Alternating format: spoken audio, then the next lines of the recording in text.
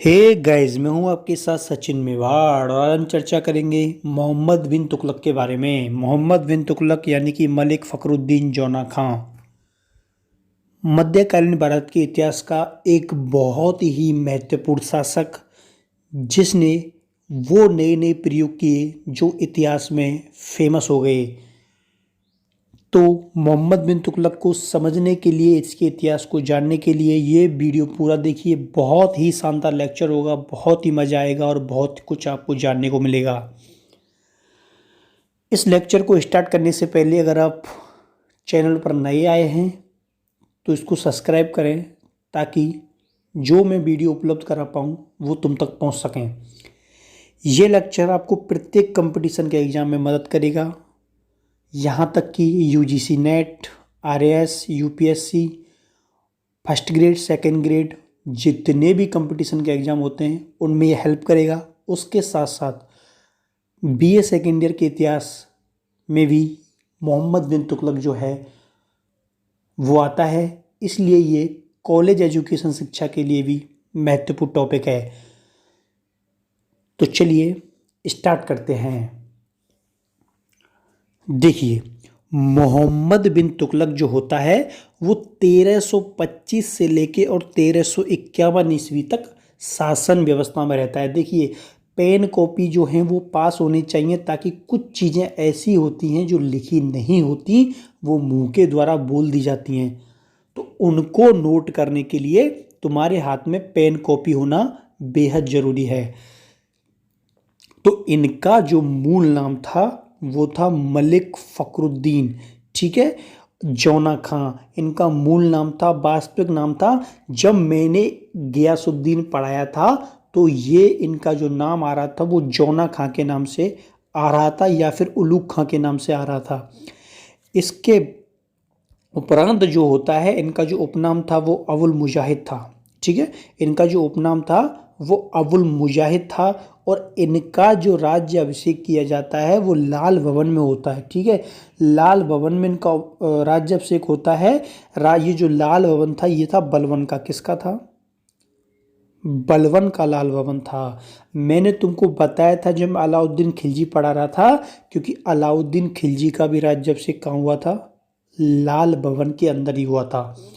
इसलिए महत्वपूर्ण है कि किन दो शासकों का राज्य अभिषेक लाल भवन के अंदर हुआ, तो मोहम्मद बिन तुगलक और अलाउद्दीन खिलजी, ठीक है। उपाधि तो उलूग खां लंबे समय से पढ़ते आ रहे हैं। इनके पिताजी जो थे वो गियासुद्दीन तुगलक थे, जो इनसे पूर्व में शासक रहे, और इनकी जो माता थी उनका नाम था मखदूम ए जहां, ठीक है। मखदूम ए जहां वो महिला होती हैं जिनको देवगिरी सबसे पहले भेजा जाता है। इनका उल्लेख आगे आएगा। इसके बाद जो होता है, मोहम्मद बिन तुगलक के बारे में लोग और इतिहासकार कुछ सोचते हैं। देखिए, जो राजा मुंदरी अभिलेख है, इसमें इनको दुनिया का खान बताया गया है। इस अभिलेख में उल्लेखित है कि जो जौना खान है वो दुनिया का खान है, ठीक है। कुछ इतिहासकार क्या कहते हैं? कुछ इतिहासकार इनको बताते हैं कि मोहम्मद बिन तुगलक जो था वो एक स्वप्नशील शासक था।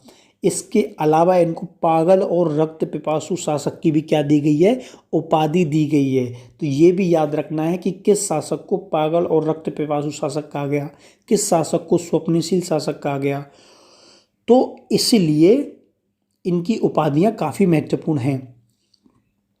लेकिन कुछ इतिहासकारों ने कुछ और उपाधियां भी दी इनको, जैसे एडवर्ड थॉमस जो थे इतिहासकार, उन्होंने कहा था इनके बारे में कि ये सिक्के बनाने वालों के सुल्तान हैं, ठीक है।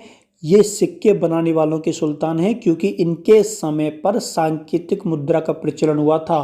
तो प्रत्येक आदमी ने अपने घर के अंदर जो है सिक्के बनाने की फैक्ट्री खोल ली थी, ठीक है, जो आगे उल्लेख आएगा। उसके बाद इनको बताया गया है कि ये धन वालों के क्या थे? युवराज थे। जो पैसे वाले थे उनके युवराज की उपाधि दी थी एडवर्ड थॉमस ने। इसके उपरांत जो ईसामी इतिहासकार था उसने इसको काफिर कहा था, ठीक है, काफिर कहा था, और द्वितीय यजीद कहा था। ईसामी इससे खुश नहीं थे, इसलिए इनको काफिर की उपाधि देते हैं। और जो बर्नी इतिहासकार होते हैं वो इनको नाकाम परियोजनाओं का कर्ता, मेधावी कर्ता धर्ता बताते हैं। जो बर्नी था वो कहता है कि ये जो नाकाम परियोजनाएं थी, क्योंकि इसने नए नए प्रयोग किए थे, इसलिए इनको मेधावी कर्ता धर्ता वो कहते हैं। ठीक है, तो ऐसी कुछ उपाधियां हैं जो तुमको याद होनी चाहिए। आगे देखिए, इसने जब ये शासक बना था तो घोषणा की थी कि प्रत्येक वृद्ध पुरुष, ठीक है, जितने भी वृद्ध पुरुष हैं वो मेरे पिता के समान है, और जो प्रत्येक युवक है वो बैराम खां के समान मेरा भाई है। ठीक है, बैराम खां को इन्होंने अपना भाई माना था। तो ऐसी घोषणा की जाती है जैसे चुनाव के समय नेता लोग करते हैं। ठीक है, जब इलेक्शन आते हैं तो नेता लोग कितने प्यार से बात करते हैं। जब भी कोई इलेक्शन होता है तो नेताओं के द्वारा जैसी घोषणा होती है, सेम वैसी ही घोषणा कुछ इन्होंने की थी कि प्रत्येक वृद्ध पुरुष मेरे पिता के समान है। ठीक है, जो भी दिल्ली सल्तनत में जो वृद्ध है वो मेरे पिता के समान है। अब देखिए आगे क्या होता है। इनके व्यक्तित्व के बारे में चर्चा करें तो मोहम्मद बिन तुगलक जो होता है वो कला प्रेमी थे, अनुभवी थे, सेनापति थे, उनके पास अनुभव भी था क्योंकि लंबे समय से वो जब शासक नहीं थे तो युद्ध अभियानों में जाते थे। इसके अलावा उनको अरबी और फारसी भाषा का ज्ञान था। दर्शन शास्त्र, गणित, चिकित्सा, इन जो सब्जेक्ट थे इनकी भी इनको काफ़ी अच्छी नॉलेज थी। ठीक है, इन्होंने क्या किया था, खलीफा पद की स्वीकृति शुरू आरंभ में इन्होंने प्राप्त नहीं की थी। उलेमा वर्ग का ना सहयोग लिया था लेकिन बाद में लेने लग जाते हैं। ठीक है, तो इनके व्यक्तित्व था वो आत्म केंद्रित था, स्वयं पर विश्वास ज़्यादा करते थे, स्वयं पर इनका विश्वास जो था वो ज़्यादा था। इसीलिए इन्होंने क्या किया, धीरे धीरे जो सहायक वर्ग थे उनको अपदस्थ करना शुरू कर दिया, उनको जो है उनकी जिम्मेदारियों से दूर करना शुरू कर दिया ताकि शासन व्यवस्था में अड़चन उत्पन्न ना हो। अब होता क्या है, सर्वप्रथम मोहम्मद तुगलक ने बिना किसी भेदभाव की योग्यता से पदों का क्या किया, वितरण किया। यानी कि कोई अपने पद पर अपना वंशानुगत अधिकार ना समझे कि ये पद तो मेरे पास ही रहेगा। इसलिए इन्होंने क्या किया, जो पद थे उनको तरह तरह के लोगों के लिए बांटना शुरू कर दिया। यानी कि बहुत सारे पद ऐसे थे, जैसे कि न्याय विभाग था, उस पर परंपरागत लोग ये समझते थे कि हम ही न्याय कर सकते हैं। कुछ काजियों के पद थे, कुछ उलेमाओं के पद थे, वो ये सोचते थे कि हम ही इन पदों पर जीवन भर रहेंगे, हमारे बाद जो है हमारी पीढ़ियां रहेंगी। तो इन्होंने क्या किया, इनको बिना किसी भेदभाव के वितरण किया। इनके समय पर जो दिल्ली थी वो 23 प्रांतों में बटी हुई थी, 23 प्रांतों में जो थी वो विभाजित थी। ठीक है, अब देखिए जिस लेक्चर का नाम रखा है, जिसके ऊपर नाम रखा हुआ है तुगलक वंश का नव परिवर्तन, ठीक है, उसी के ऊपर हम चर्चा करेंगे कि नव परिवर्तन कैसे आता है, क्यों आता है। तो ये इस लेक्चर का महत्वपूर्ण भाग होगा। देखिए, दोआब क्षेत्र में वृद्धि, उसके बाद राजधानी परिवर्तन, उसके बाद इन्होंने किया था सांकेतिक मुद्रा का प्रचलन किया था, और उसके बाद इन्होंने जो है खुरासन और कराचिल का युद्ध अभियान किए थे, और उसके बाद कुमायूं की पहाड़ियों के अभियान किए थे, कराचिल के अभियान। ये सारी चीज़ें हैं, हम इसमें अब क्रमबद्ध तरीके से पढ़ेंगे, जिसके लिए मोहम्मद बिन तुगलक को जाना जाता है। तो सबसे पहले हम चर्चा करते हैं दोआब क्षेत्र में कर वृद्धि को लेकर।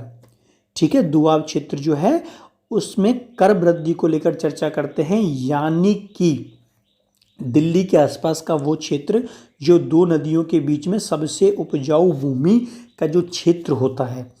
अब मोहम्मद बिन तुगलक ने क्या किया, इस क्षेत्र में 10 से 20% क्या किया, कर बढ़ा दिया, टैक्स बढ़ा दिया। अब फरिश्ता ये कहता है कि इसने 3 से 4% वृद्धि की थी। ठीक है, अब जो यहाँ की जो जनता थी वो असमर्थ थी इतना कुछ देने में, लेकिन सबसे उपजाऊ भूमि यही थी पूरे भारत में। जो दोआब क्षेत्र होता है ना, दो नदियों के बीच का क्षेत्र होता है, तो वहाँ पर पानी की कमी होती नहीं, तो इसीलिए सबसे ज़्यादा उपजाऊ भूमि यही होती है। इसीलिए इसने कर की वृद्धि कर दी। लेकिन उस समय अकाल पड़ रहा था, तो जो किसान थे वो देने में असमर्थ थे, उन्होंने मना कर दिया, भैया हम जो है वो कर नहीं दे सकते, हम जो है वो टैक्स नहीं दे पाएंगे। लेकिन ये बात जब तुगलक के पास पहुंचती है तो वो जबरन क्या करता है, टैक्स वसूलने का प्रयास करता है। उसने कर्मचारियों को कहा कुछ भी हो जाए, हाथ पैर तोड़ दो, लेकिन कर जरूर वसूल करो। तो जबरन कर वसूलने का क्या किया जाता है, प्रयास किया जाता है। देखो वास्तव में ये था, इसको वास्तव में मालूम नहीं था कि वहाँ पर अकाल पड़ रहा है, ठीक है, और स्थिति उनकी खराब है, क्योंकि इतना अकाल पड़ा था उस समय कि इसने स्वयं जो अपनी राजधानी है वो स्वर्ग द्वारी ले गया था। ये बदल कर दिल्ली से कहाँ ले गया था, स्वर्ग द्वार जो द्वारी होता है वहाँ ये अपनी राजधानी जो है वो ले गया था ट्रांसफर करके। लेकिन इसके अधिकारियों ने जो वास्तविक स्थिति है उसके बारे में नहीं बताया। देखो याद रखना है, ये वो देवगिरी के बारे में मैं राजधानी नहीं बता रहा, ये पड़ता है कन्नौज के पास स्वर्गद्वारी, जहाँ पर डाइवर्स के लिए राजधानी बनाई गई थी, अस्थायी राजधानी, जब अकाल पड़ा था दिल्ली के आसपास, ठीक है। लेकिन जब सुल्तान को वास्तविक स्थिति का पता लगता है तो ये अपनी गलती को महसूस करता है और लोगों के लिए निःशुल्क भोजन की व्यवस्था करता है, और ये जिम्मेदारी इब्न बतूता को देता है कि तुम जाओ और वहाँ के जो लोग हैं उनके लिए निःशुल्क भोजन की व्यवस्था करो, ठीक है। इसने फिर बाद में उनके प्रति रहम बढ़ता, कर जो कर थे उनमें क्या दी, छूट दी। लेकिन वास्तव में इसके जो अधिकारी थे उन्होंने वास्तविक स्थिति के बारे में इसको नहीं बताया, ठीक है। देखिए अमीर ए कोही, ये क्या था, कृषि से संबंधित विभाग था, और सर्वप्रथम इस विभाग का जो गठन है वो मोहम्मद तुगलक के द्वारा ही किया जाता है। अमीर कोही जो डिपार्टमेंट था वो तुगलक के द्वारा ही क्या किया गया था, गठित किया गया था। और इस विभाग में क्या होता था, इस विभाग में टैक्स दिया जाता था, किसानों को कर दिया जाता था, यानी कि जो लोन है वो दिया जाता था, ऋण दिया जाता था। और इसमें हल, बीज, बैल आदि जो चीज़ें हैं वो किसानों के लिए उपलब्ध कराई जाती थी, ठीक है। तो याद रखना है अमीर ए कोही। अब देखिए दूसरा सबसे जो विवादास्पद बात आती है, और वो बात आती है राजधानी परिवर्तन करना। मोहम्मद बिन तुगलक ने क्या किया था, अपनी राजधानी को परिवर्तित कर दिया था, जो इनका सबसे विवादास्पद डिसीजन माना जाता है, क्योंकि इनको नए नए प्रयोग करने की क्या थी, आदत थी। इन्होंने क्या किया था 1327 में, ठीक है, कब, 1327 में जो राजधानी है उसको दिल्ली से ये ले जाते हैं देवगिरी, ठीक है। देवगिरी और देवगिरी का जो नाम है वो दौलताबाद, दोनों का याद रखना है, देवगिरी या दौलताबाद, वो परिवर्तित कर दिया जाता है। देखिए इनके जो सलाहकार थे उन्होंने कहा था कि भाई तुम ऐसा करो, दिल्ली की जगह जो राजधानी है वो बनाना उज्जैन। लेकिन इन्होंने बात नहीं मानी और इन्होंने जो राजधानी है वो बनाई क्या, देवगिरी को बनाया, क्योंकि देवगिरी से ये ज़्यादा वाकिफ थे और देवगिरी के वातावरण जो था इनको पसंद आ गया। अब इसके पीछे कारण क्या थे, क्या वजह थी कि इन्होंने राजधानी को दिल्ली से ट्रांसफ़र किया। कुछ इतिहासकार अपनी अपनी थ्योरी देते हैं, जिनमें से कुछ महत्वपूर्ण इतिहासकार हैं जैसे कि आशीर्वाद श्रीवास्तव, ये कहते हैं कि मंगोलों से सुरक्षा के लिए इन्होंने अपनी राजधानी को बदला था, क्योंकि मंगोल लगातार क्या कर रहे थे, आक्रमण कर रहे थे। वहीं जो इतिहासकार जो हबीबुल्लाह है वो ये कहते हैं कि मुस्लिम सभ्यता का विकास करने के लिए दक्षिणी भारत में इन्होंने अपनी राजधानी बदली, ठीक है। ये बताते हैं कि इन्होंने अपनी राजधानी इसलिए बदली क्योंकि इस्लाम का प्रचार प्रसार करना चाहते थे दक्षिण में, ठीक है। और इन्होंने सबसे पहले जो देवगिरी भेजा था वो अपनी माँ को भेजा था, मखदूम ए जहाँ को भेजा था, मखदूम ए जहाँ को ये भेजते हैं कहाँ पर, सबसे पहले देवगिरी अपनी माँ को भेजा था। और जो इतिहासकार ईसामी था ना, उसने कहा था कि भाई ये दिल्ली के नागरिकों को दंड देना चाहते थे, उनकी शक्ति को कमज़ोर करना चाहते थे, इसीलिए इन्होंने क्या किया, राजधानी परिवर्तित की। इसके अलावा जो इब्न बतूता है वो ये कहता है कि मोहम्मद तुगलक के जो दरबार था उसमें बहुत सारे लोग निंदनीय पत्र डाल देते थे लिख लिख के, जिनसे ये परेशान था, तो इसलिए इसने राजधानी को परिवर्तन किया। तो 4-5 इतिहासकार ने अपनी अपनी थ्योरी दी है, इब्न बतूता, बर्नी, हबीबुल्लाह, आशीर्वाद श्रीवास्तव। तो प्रत्येक इतिहासकार ने अलग अलग कारण बताए हैं, लेकिन जो भी कारण बताए हैं राजधानी तो आखिर में परिवर्तन की ही गई। अब देखिए इन दोनों के बीच की जो दूरी पड़ती थी वो पड़ती थी 700 मील। अब 700 मील का आप लगा लीजिए, यानी कि 1500 किलोमीटर। ठीक है, 1500 किलोमीटर दूरी थी। इससे क्या होता है, यहाँ से वहाँ जाने में एक लंबा समय जो है वो लग गया। लोगों को तकरीबन जाने में 40 से 50 दिन लग जाते थे। दिल्ली से दौलताबाद या देवगिरी जाते थे तो 40 से 50 दिन इन लोगों को लग जाते थे। रास्ते में बहुत कुछ व्यवस्थाएं की गई, लोगों के लिए खाने पीने की व्यवस्था की गई, झोंपड़ी बनाई गई, जगह जगह सैनिकों की नियुक्ति की गई कि ताकि लोग आएँ, उनको परेशानी ना हो, उनके सामान उठाने वाले लोग हों। तो बड़े स्तर पर क्या हुआ था, एक फेर बदल किया गया था। इसके समय एक बड़ा प्रयोग था। लोगों को समझ में नहीं आया था कि क्या ज़रूरत पड़ रही है दिल्ली से देवगिरी जाने की, क्योंकि इसको तो वो वातावरण पसंद आया था, लेकिन पूरी दिल्ली को वातावरण पसंद थोड़ी आया था। लेकिन ज़बरदस्ती क्या है, इन्होंने जो राजधानी है उसको परिवर्तित कर दिया। लोगों को पसंद नहीं आया। बहुत सारे लोग जो थे वो रास्ते में ही मर गए। ठीक है, और बहुत सारे लोग जो थे वो वहाँ पहुँच के मर गए। लोगों की यहाँ की जो व्यवस्था थी वो पूरी ठप हो गई। तो बहुत कुछ परेशानियां उठानी पड़ी लोगों को राजधानी परिवर्तन करने में। आप लोगों को कोई बोले कि आपको इस गांव की जगह अब उस गांव में रहना पड़ेगा, ठीक है, दक्षिण में कोई गांव बता दे वहाँ जाके रहना पड़ेगा, तो स्वाभाविक है आपको परेशानी होगी। तो इसीलिए इनकी जो व्यवस्था है उसको असफल करार क्यों दी जाती है, क्योंकि दोनों जगह से शासन व्यवस्था चलाना मुश्किल हो रहा था, दिल्ली और दौलताबाद से। बर्नी ये कहता है कि दौलताबाद था उसके चारों तरफ मुसलमानों के मकबरे प्रकट हुए। बहुत सारे लोग वहाँ जाके मर गए, उनके चारों तरफ मकबरे बनाने पड़े। और ईसा में ये बताता है कि दिल्ली की 10% जो आबादी थी वही देवगिरी पहुँच पाई थी। 90% लोग तो गए ही नहीं थे, वो वापस दिल्ली में ही बस गए। ठीक है, 14 साल तक दौलताबाद राजधानी रहा था, 14 साल तक। और 1342 में ये लोग क्या करते हैं, वापस आते हैं दिल्ली, और तब जाके दिल्ली आबाद होती है। तो ये एक एक्सपेरिमेंट था जिसको इतिहासकार क्या कहते हैं, असफल प्रयोग बताते हैं। ठीक है, तो राजधानी परिवर्तन की थ्योरी समझ में आ गई तुम लोगों को। जो एक इतिहासकार था स्टेनली लेनपूल का नाम आपने सुना ही होगा। इसने कहा था दौलताबाद जो है वो एक गुमराह शक्ति का स्मारक चिन्ह है। ठीक है, उसने भी इसकी जो ये राजधानी परिवर्तन था इसकी बुराई की थी। अब देखिए अगला जो महत्वपूर्ण इसने प्रयोग किया था वो था सांकेतिक मुद्रा का प्रचलन। ठीक है, सांकेतिक मुद्रा का प्रचलन किया था। अब सांकेतिक मुद्रा के प्रचलन से क्या मतलब है, ठीक है, यानी कि सांकेतिक मुद्रा के प्रचलन से सीधा सा मतलब है एक ऐसी मुद्रा जो है वो जारी करना जो चांदी की जो मुद्रा थी उसके समतुल्य हो। ठीक है, सांकेतिक मुद्रा का प्रचलन इसने जो किया था, कब किया था, 1330 में किया था।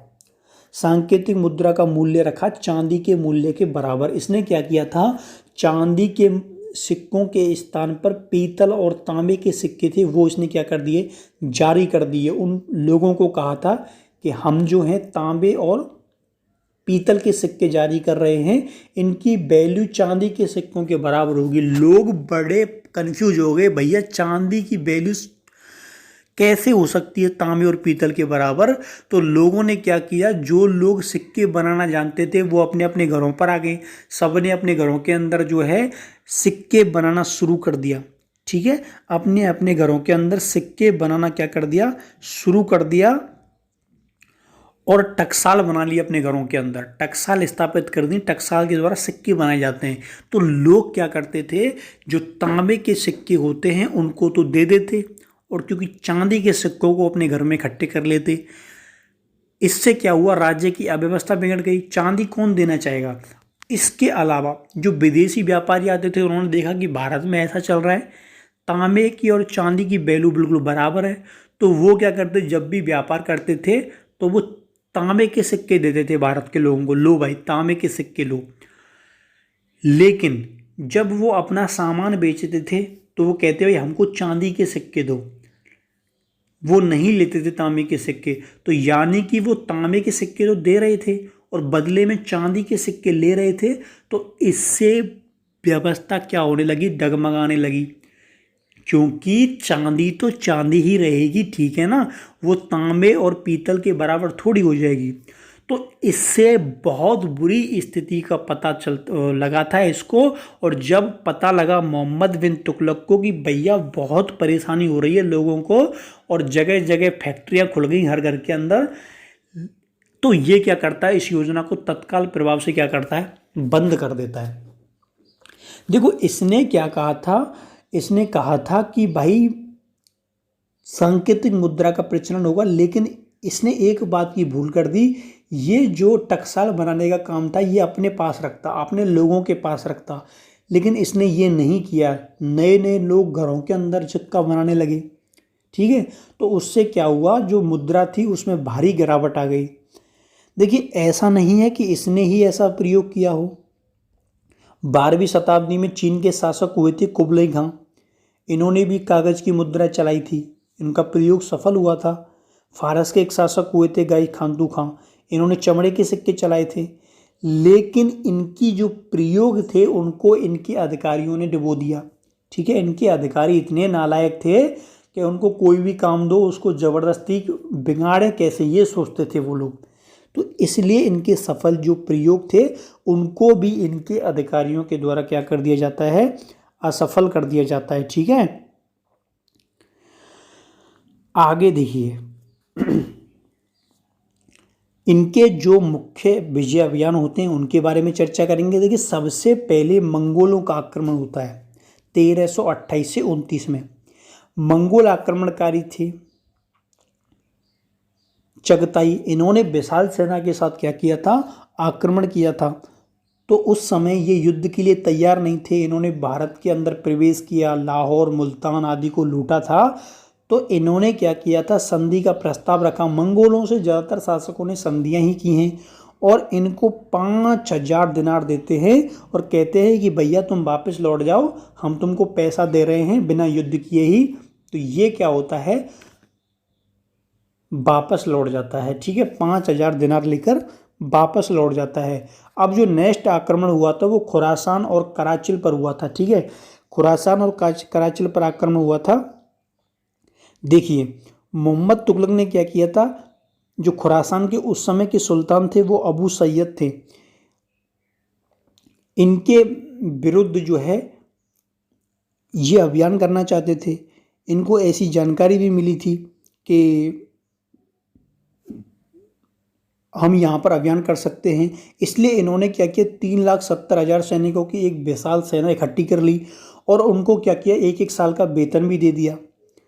लेकिन ये स्थिति का पता लगवाते हैं कि युद्ध करने के लिए खुरासान जाना पड़ेगा। खुरासान एक बहुत दूर है, वहाँ पर बर्फ़ की पहाड़ियों को हमको पार करना पड़ेगा, घने जंगलों को पार करना पड़ेगा। तो इनका जो विचार होता है वो बदल जाता है, ठीक है। इनका जो विचार होता है वो बदल जाता है और ये जो अपनी सेना है उसको मना कर देते हैं कि अब हमको क्या है, ये युद्ध अभियान नहीं करना। और वो दूतों के माध्यम से दोनों क्या कर लेते हैं, समझौता कर लेते हैं। लेकिन महत्वपूर्ण बात यह है कि इन्होंने इतने सैनिकों को पेमेंट तो दे दिया था, तो ये पूरा पेमेंट क्या हुआ, डूब गया और ये योजना भी क्या हो गई, असफल हो गई। इससे क्या हुआ, इनको आर्थिक हानि उठानी पड़ी। उन सैनिकों को इतना पैसा पेमेंट एडवांस में दे दिया था इन्होंने 1 साल का। तो इसलिए ये भी एक असफल प्रयोग इनका रहता है। दूसरा देखिए कराचिन का अभियान होता है, ठीक है। कराचिन में भी बिल्कुल सेम कंडीशन होती है, पहाड़ी इलाका था कराचिन का और यहाँ पर भी इनकी जो सेना थी वो जंगलों के अंदर खो जाती है, रास्ता पता नहीं था, ऐसे ही चल दिए उठा उठा के सब हथियार। और यहाँ पर भी ये रास्तों में भटक जाते हैं और केवल 10 अधिकारी बच के आते हैं, बाकी के सब क्या हुए थे, इस युद्ध अभियान के दौरान मारे गए। तो ये भी इनका एक बहुत बुरा असफल क्या होता है, प्रयोग होता है, ठीक है। अब देखिए इनके समय पर जो विद्रोह हुए थे, इनके समय पर कुल 34 विद्रोह हुए थे, 34 विद्रोह हुए थे, जिनमें से 27 तो अकेले उत्तर दक्षिणी भारत में हुए थे, ठीक है। लेकिन सबसे पहला जो विद्रोह हुआ था वो 1326 में इनके खिलाफ होता है। इनके चचेरे भाई थे सुल्तान गुरसाप ने किया था। सुल्तान गुरसाप के द्वारा इनके विरुद्ध सबसे पहला विद्रोह किया जाता है। इस विद्रोह को क्या करते हैं, ये दबा देते हैं। ठीक है, और जो ये गुरसाब था इनको बहुत बुरी मौत मारते हैं। इनको मार के इनका मांस निकाल के इनके मांस को इनके बेटे और उसकी पत्नी को ही खिला देते हैं चावलों में पीस के। ठीक है, जो गुरसाब थे इनको सबक सिखाने के लिए मरने के बाद भी इनके मांस को निकाल के चावलों में पीस के इनके बच्चे और इनकी पत्नियां जो होती हैं उनको खिला देते हैं। इतनी बुरी मौत मारा था इनको। और जो दूसरा विद्रोह हुआ था वो मोहम्मद तुगलक के विरुद्ध जो सिंध है, मुल्तान है, वहाँ के सूबेदार थे बहराम आइवा किशलू खां था, इसने किया था 1327 से 28 में। ठीक है, इसका जो विद्रोह था इसकी जो शासन व्यवस्था थी उसके विरुद्ध में था कि इतनी गंदी शासन व्यवस्था चला रहा है। तो सबसे पहले जो इसकी नीतियों के विरुद्ध जो विद्रोह हुआ था वो किचलू खां ने किया था। ये बात आपको याद रखनी है। ठीक है, अब जो आगे जो विद्रोह हुआ था ये फेमस है काफ़ी। 1336 में हरिहर और बुक्का नामक दो भाइयों ने स्वतंत्र विजयनगर की स्थापना की थी। आपको काफ़ी अच्छे से आना चाहिए, आपने बीए प्रथम वर्ष के दौरान ये जरूर पढ़ा होगा। हरिहर और बुक्का दो भाइयों ने विद्रोह 1336 में किया था। ठीक है, इससे पहले एक महत्वपूर्ण घटना घटित होती है। इनको पहले पकड़ लिया जाता है और इनको पेश किया जाता है दिल्ली के दरबार में। तो इनको मोहम्मद बिन तुगलक के समय बोलते हैं कि तुम इस्लाम कबूल कर लो, हम तुमको छोड़ देंगे। तो हरिहर और बुक्का बोलते हैं बिल्कुल, और इस्लाम कबूल कर लेते हैं। ठीक है, और जब ये दक्षिण में वापस जाते हैं तो वापस से हिंदू धर्म अपना लेते हैं और बोलते हैं कौन सा इस्लाम धर्म। तो ये बहुत ही दिमागदार दोनों भाई थे। ठीक है, अब आगे देखिए जो नेक्स्ट विद्रोह होता है वो 1340 में हुआ था। शमसुद्दीन में बंगाल में स्वतंत्र सत्ता की स्थापना कर लेता है। उसके बाद जो नेक्स्ट विद्रोह हुआ था वो 1347 में होता है दौलताबाद में। हसन गंगू जो होता है वो बहमनी राज्य की स्थापना कर लेता है। विजयनगर और बहमनी साम्राज्य में बड़े ज़बरदस्त युद्ध हुए थे, आपको मालूम हो तो दोनों ने लड़ के अपने आप को ख़त्म कर लिया था।